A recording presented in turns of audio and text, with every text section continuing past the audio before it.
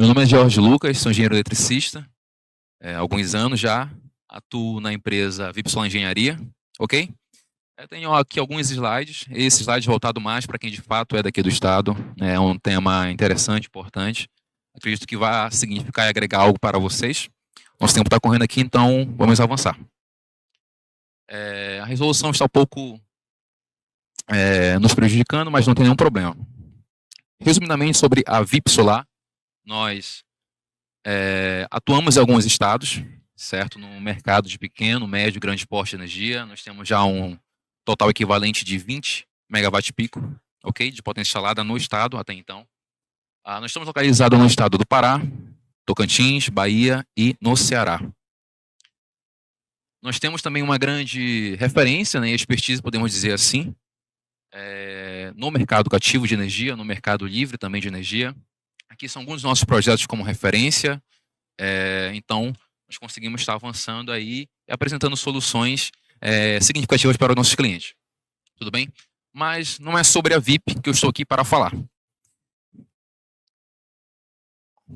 Nosso tema é GD com fontes renováveis e número de conexões e potencial instalado no Pará. O porquê desta relevância para nós? Por que essa relevância para quem está no nosso mercado? Nós temos que entender e compreender, primeiramente, como processar e, de fato, construir uma geração distribuída de qualidade. Mas, resumidamente, o que nós temos como GD? É o termo dado à energia elétrica, né? Ali como autoconsumo remoto, sob a carga. Né? Então, sobre a carga. E aí, as nossas vertentes ou possibilidades, energia solar, eólica ou hídrica. Isso aqui é do conhecimento de todos, acredito, né? Desde já. Porém, por ser uma apresentação onde que nós vamos tratar diretamente sobre os números de conexões e o potencial instalado, nós temos então gráficos e informações claras e intuitivas do que nós temos para compreender como é que está o nosso mercado aqui no nosso estado. Então, compreender isso, nós temos alguns pontos onde que nós conseguimos entender como atuar, de que forma atuar, quais informações são pertinentes e relevantes para nós, certo? E assim a gente consegue ter uma clareza melhor sobre o assunto. Resumidamente, aqui o gráfico também não está sendo tão nítido, mas esse gráfico simplificado de barra da ANEEL deste ano, agora de setembro, ele mostra a unidades consumidoras que nós já temos aqui no estado, ok? Essas unidades, aqui a última barra é referente ao ano de 2023, como o colega apresentou anteriormente, falaram também sobre hoje isso mais cedo, sobre as unidades consumidoras que já estão instaladas aqui no nosso estado. O que isso pode nos representar? O que isso pode representar para a minha empresa, para o meu mercado?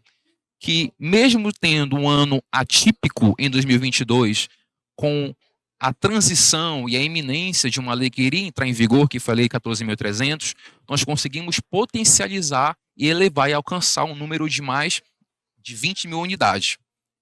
Isso é um marco para a gente, isso é um ponto muito importante. Porém, o processo de transição, quando a lei ela entra em vigor, né, causa um certo receio, causa uma certa preocupação. Primeiramente, como nós temos uma nova reeducação e uma nova recultura dentro da nossa empresa, para compreender como a lei vai ser aplicada, quais são essas taxações, o que ela implica, quais são os receios que isso vai causar para o nosso cliente.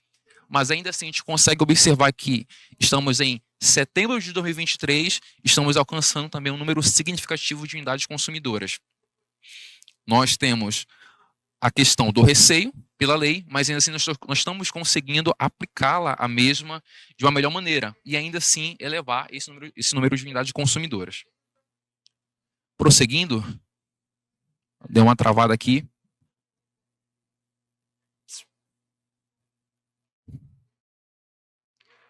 Só avançar. Pois bem, aqui esse outro gráfico, o que ele representa para a gente? O gráfico em verde, né, vocês não estão conseguindo observar os números, mas o que nós temos dele? A última barra, ela já apresenta para a gente a potência instalada no estado. Em fevereiro deste ano, acredito que seja do conhecimento de vocês, nós alcançamos a marca de meio giga de instalação. Ou 500 mil watts de potência instalada no estado, em fevereiro. Atualmente, nós já estamos acima de 700 megawatts de instalação. Tá, esse é um gráfico, então, que me representa a potência instalada do nosso estado, baseado nas unidades consumidoras. O colega também apresentou, exemplificou para a gente aqui como que nós temos essa distribuição, correto, ao longo do estado. O que isso pode representar para você, baseado nisso? Dados retirados da própria ANEEL, correto? Você consegue recorrer a essas informações como teste, como algo prévio para você tomar como base, expandir o seu negócio, aplicar um modelo de negócio, ver as regiões onde que nós temos já um certo saturamento, né, de unidades consumidoras. Consequentemente, nós temos aí a concorrência em paralelo em relação a isso. Isso é um detalhe importante.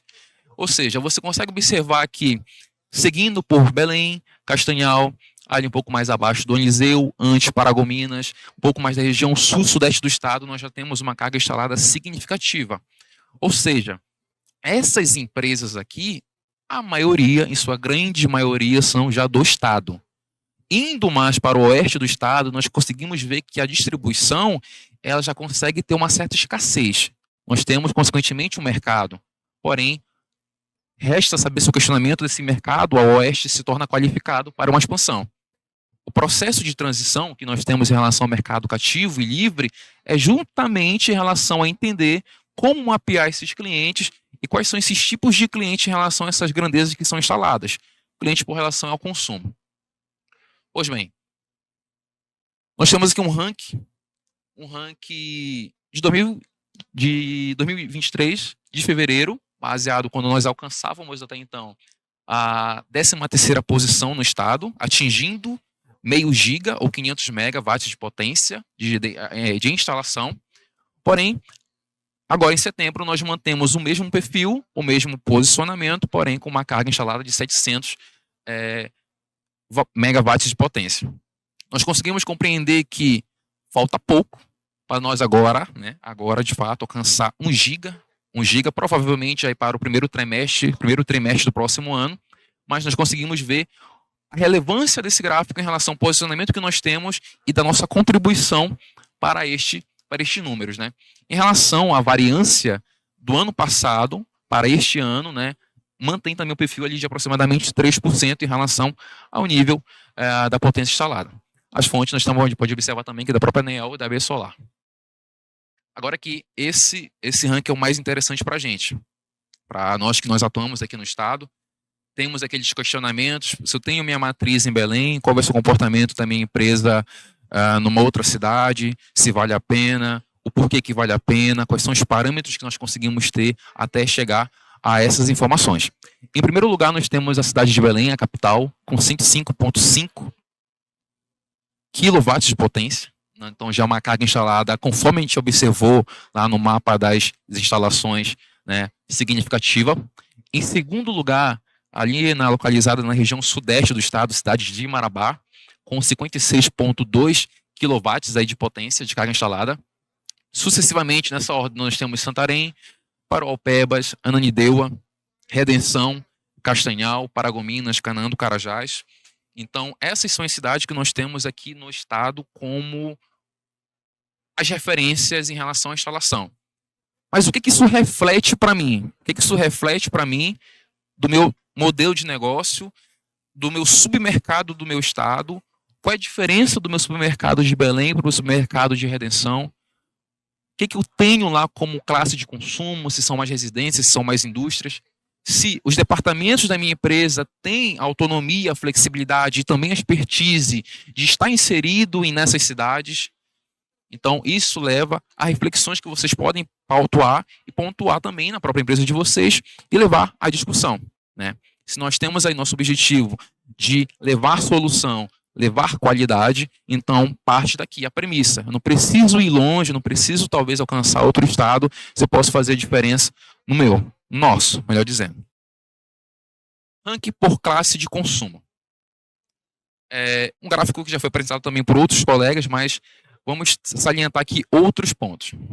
Aqui no nosso estado, perfeito? Residencial, aproximadamente 72%. Daí nós nos baseamos no ranking anterior, refletir sobre o ranking anterior, pensar agora nas unidades consumidoras por distribuição por município. A residência. É a minha maior forte. Aquele tipo de cliente que certamente ele vai querer te questionar o valor final.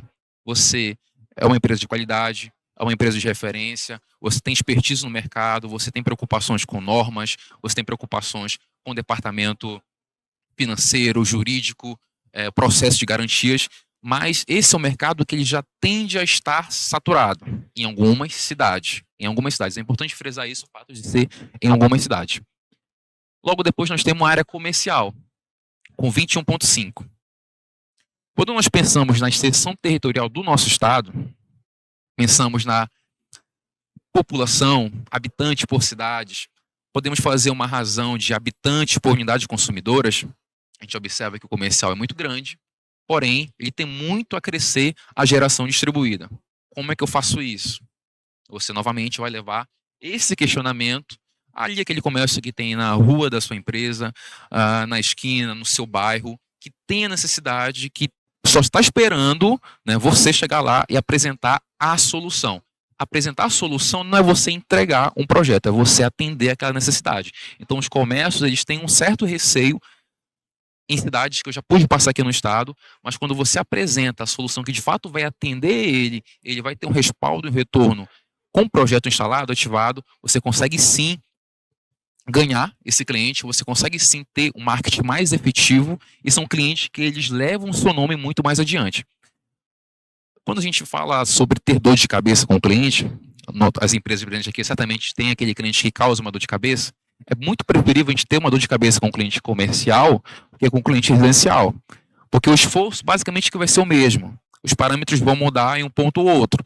Mas se eu prefiro ter dor de cabeça, eu vou ter uma dor de cabeça com um cliente comercial ou com um cliente industrial ou rural.